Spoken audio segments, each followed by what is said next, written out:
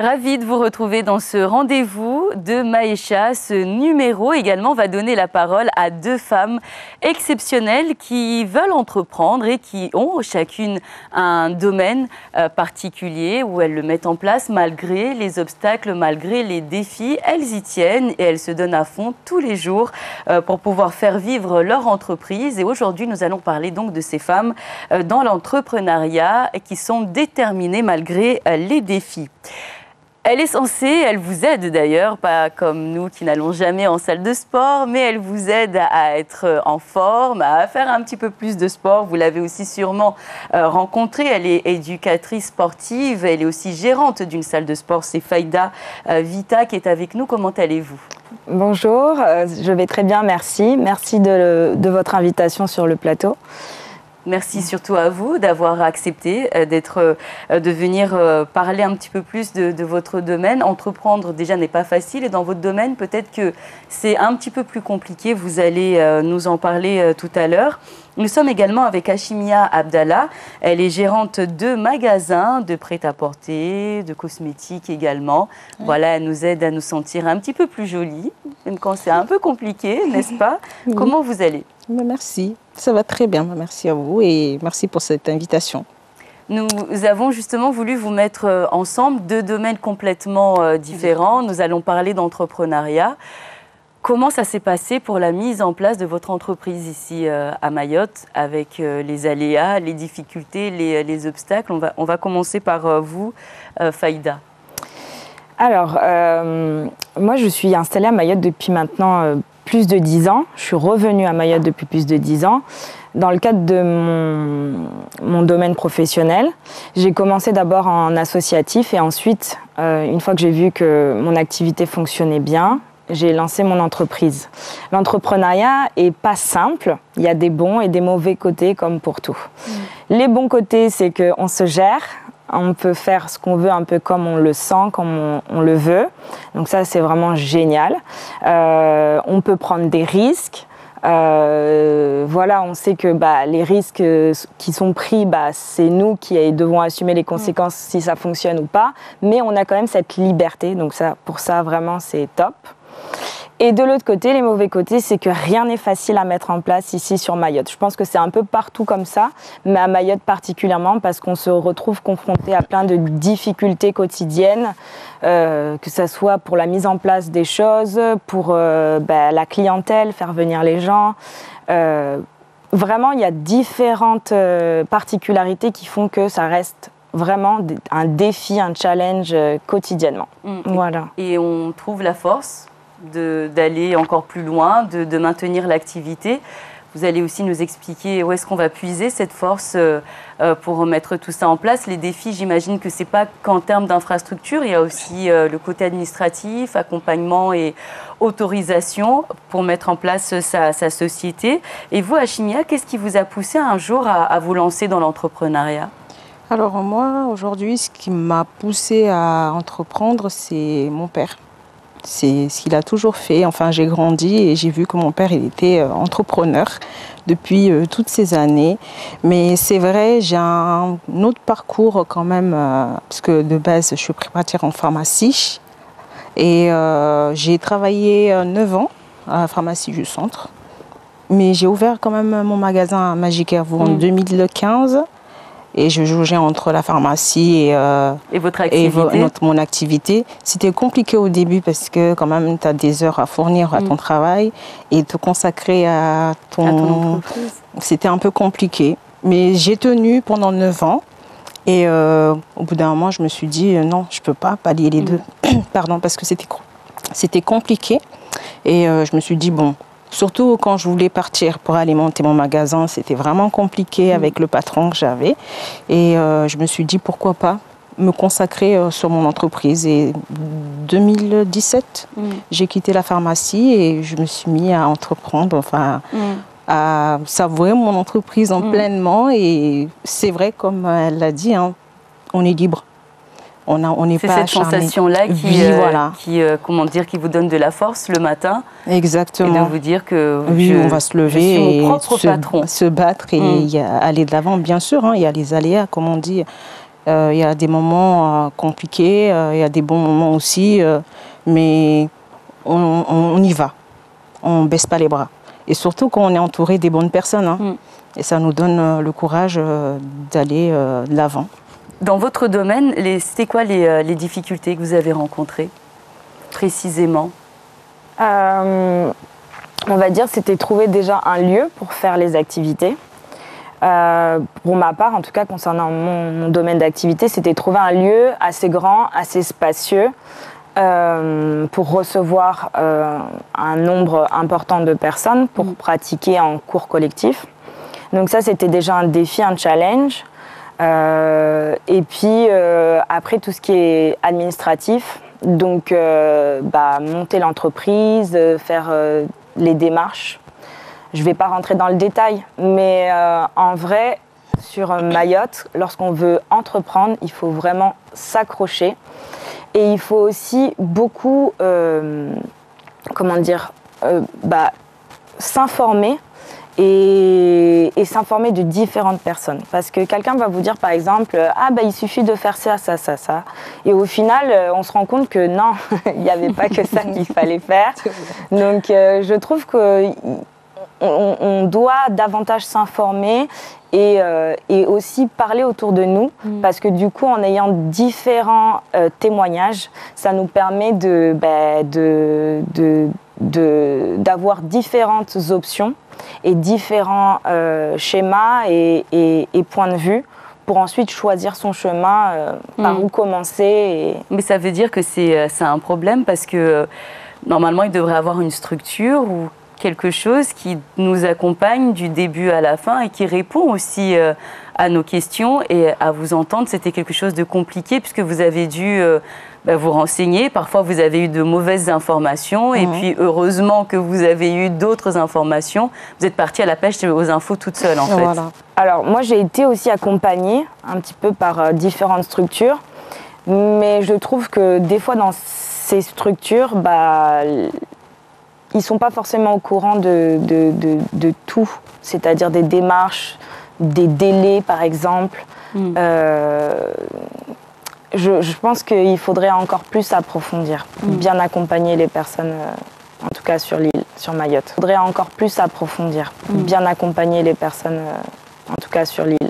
Un deuxième, à chaque fois qu'on essaie de résoudre un problème, il y en a un autre. Est-ce qu'on n'a pas envie de lâcher l'affaire et de se dire je vais reprendre mon travail tranquillement sans me prendre la tête? Non, il faut juste avoir le courage. Parce que c'est vrai, des fois quand tu vas à n'importe quel bureau administratif pour des informations, des fois on t'envoie balader, des fois on ne te donne pas les bonnes informations et tu te retrouves à tourner en rond. Mais quand tu es démotivé, oui, ça ne te donne pas envie d'aller de l'avant. Mais quand tu as quand même des gens derrière qui te poussent, Achille, lâche pas, vas-y, tu retournes quand même à aller à gauche, à droite, pêcher des informations. Il faut avoir juste le courage, moi je dis. Vous avez dit tout à l'heure qu'il fallait, que c'était important d'avoir d'avoir les vraies informations et d'être bien accompagné. Est-ce que ça a changé quelque chose? Peut-être commencer par vous, Faïda. Est-ce que cet accompagnement familial ou les amis, peu importe, ou même de collègues professionnels, est-ce que ça change quelque chose réellement? Ah oui, ça nous donne le courage, la force, l'énergie. Moi, j'ai de la chance d'avoir un métier passion. J'aime ce que je fais profondément et je pense que c'est pas forcément donné à tout le monde. Donc déjà, c'est beaucoup plus fun, plus cool. Et du coup, d'avoir aussi les encouragements sur les moments down, sur les moments où on doute, ça rebooste. Et puis moi, il y a plein de fois où j'ai dit c'est bon, j'arrête, j'en ai marre. J'en ai marre du fonctionnement du système à Mayotte, etc.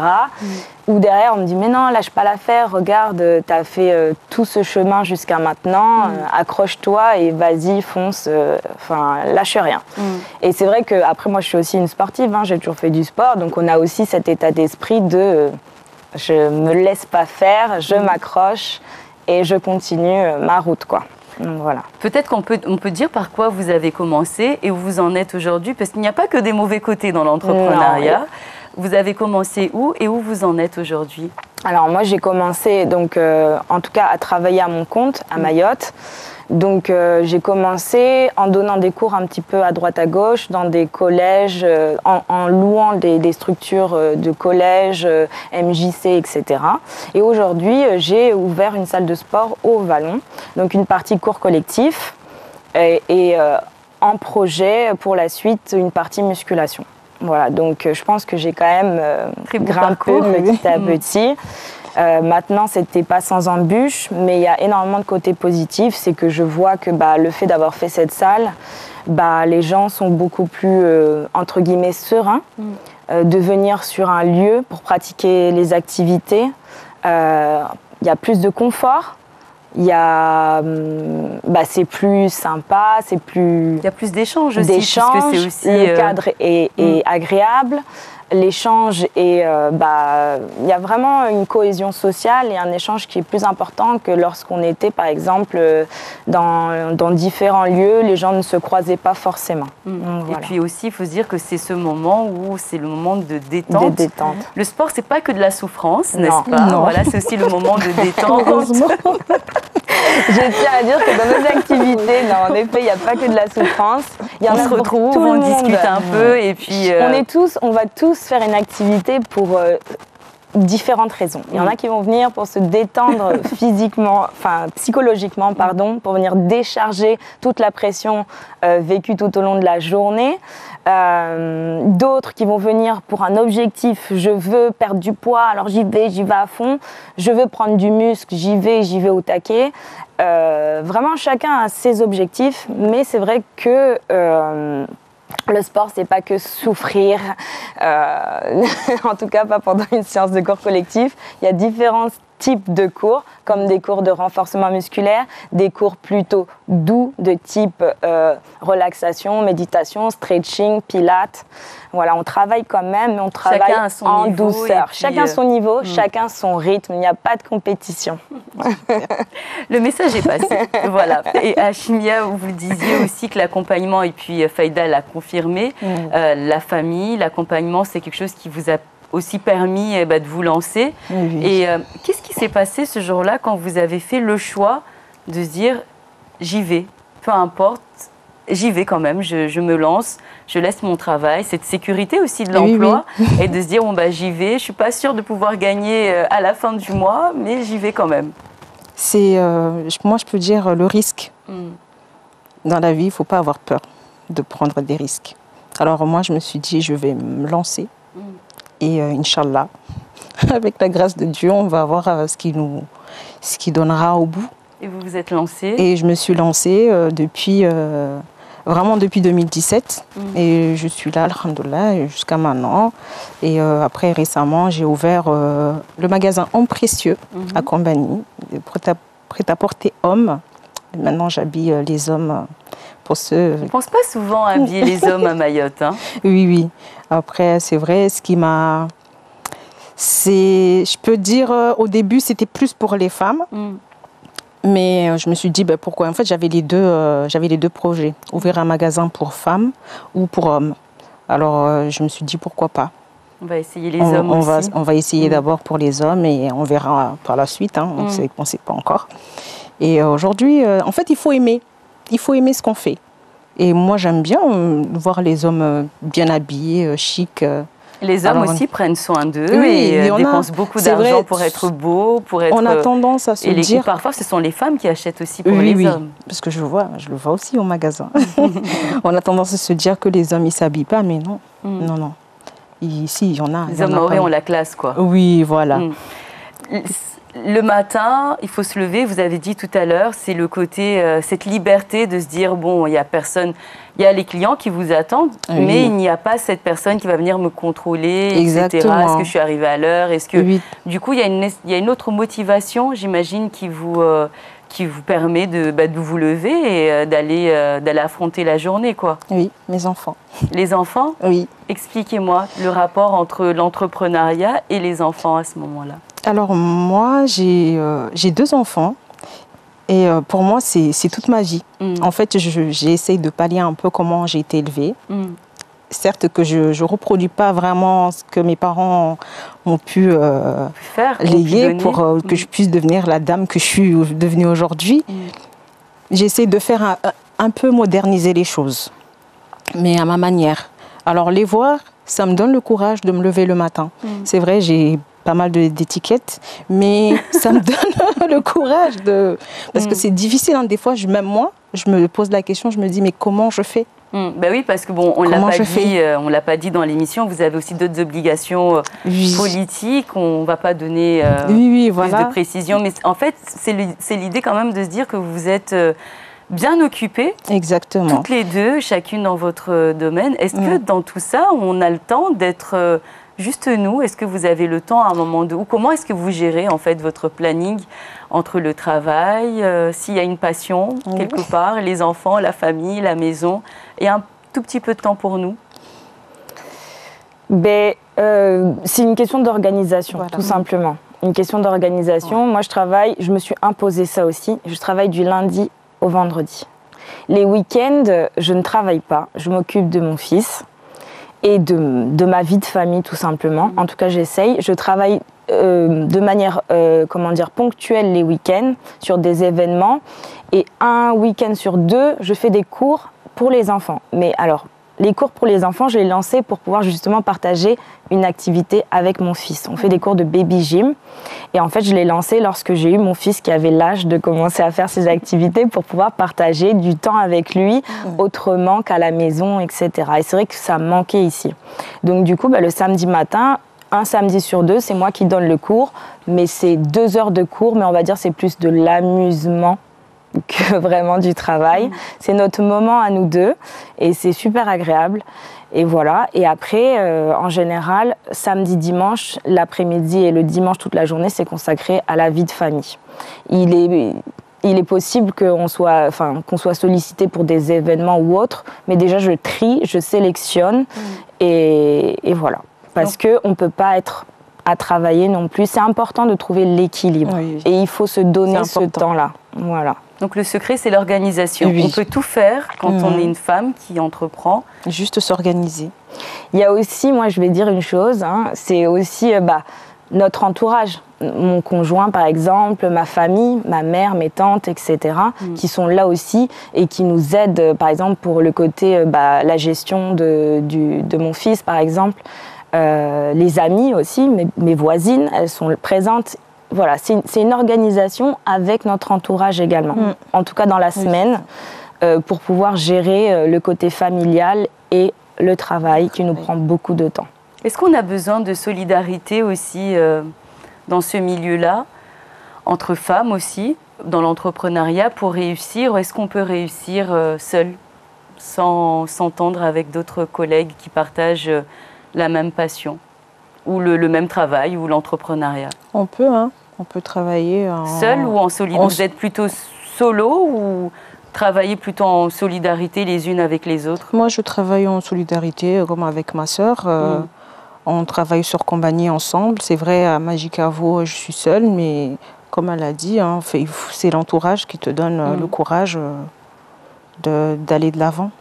Donc c'est important d'être le secret. Donc c'est l'organisation, si au cas où il y a des jeunes femmes qui nous regardent et qui veulent entreprendre. D'abord l'organisation, avoir les bonnes informations.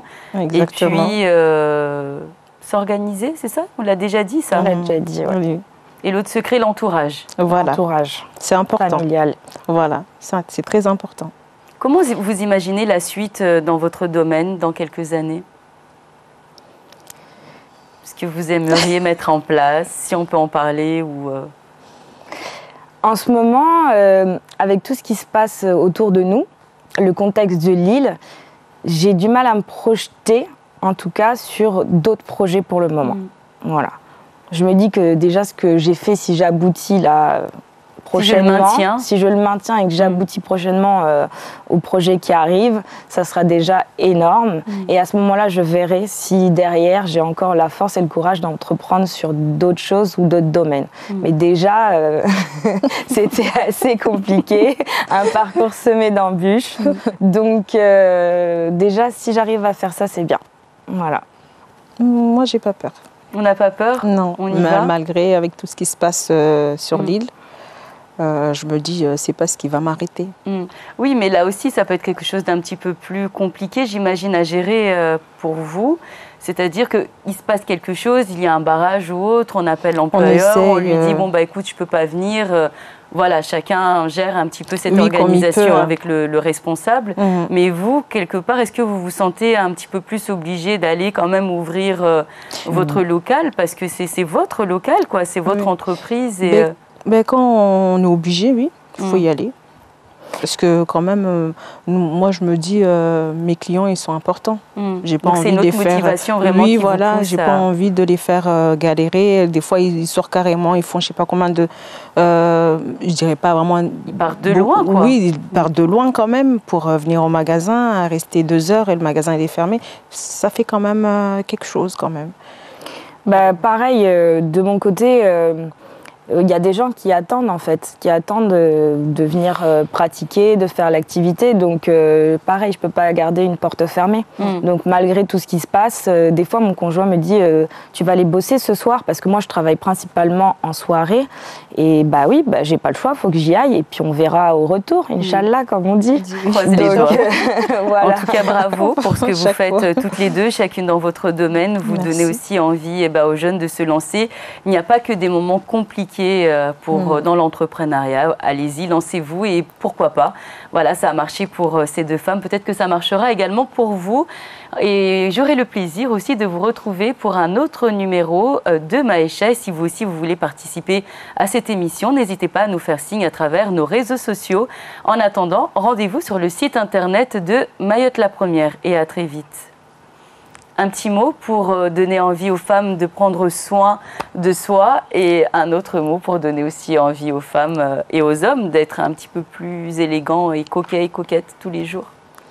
Moi, le message que je peux passer aux hommes, que moi je les attends sur Combani. Et pour les femmes qui veulent entreprendre, il ne faut pas avoir peur. Voilà, il faut se lancer et bien avoir quand même une base dans l'entourage. C'est vrai quand même, il y en a, ils ont pas mal de difficultés au niveau familial. Certains, on ne va pas trop rentrer. On ne sait pas si on n'essaye pas, en fait. Oui, voilà. Alors, il ne faut pas avoir peur. Il faut se lancer. Et vous, ça serait quoi votre conseil? Bon, déjà, on a compris, le sport, c'est pas égal souffrance. Alors, le sport n'est pas égal souffrance, mais bon, après, tout dépend de vos objectifs. Donc, moi, mon conseil, c'est important de prendre soin de soi, de sa santé, parce que le sport, c'est pas juste une activité ludique, c'est aussi prendre soin de sa santé. C'est important quotidiennement, que ça soit par la marche, que ça soit par quelques petits exercices à la maison, si on n'a pas le temps d'aller en salle de sport, ou faire du sport en cours collectif, que ça soit en extérieur, comme par exemple le football, le basket, le hand, le tennis, ou peu importe. Mais faire une activité sportive, c'est important, même pour juste se défouler, décharger, se changer les idées après une journée de travail, prendre du temps pour soi, c'est important. Et puis c'est une nouvelle année qu'on commence, donc pourquoi pas se lancer une nouvelle résolution. Exactement. Pour vous sentir bien. Merci beaucoup, mesdames. Avec plaisir. À très vite sur Mayotte la Première.